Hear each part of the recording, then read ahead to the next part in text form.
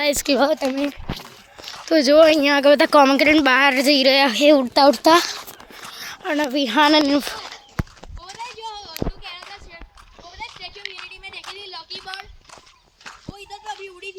अच्छा वो green colour की होती है ना, ऑरेंज होती है वो तो ग्रीन बीटर होता है ना, ग्रीन बीटर।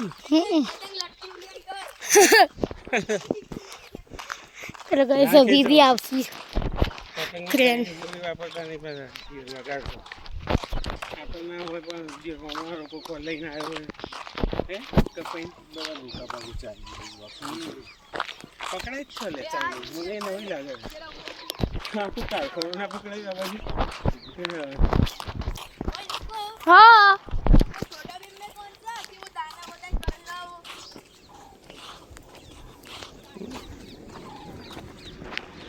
ये देखो बोले छोटा भीम में कंकड़ा वो रे,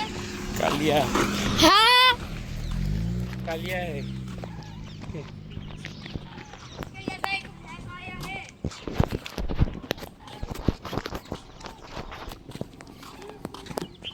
बस जो आ गए बे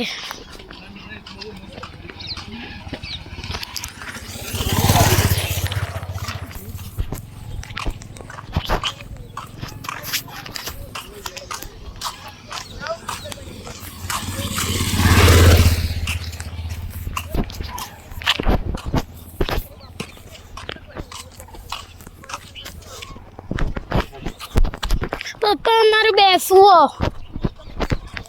તો આગળ સર બે પથ્થર તો આગળ સર તો પથ્થર લઈ જા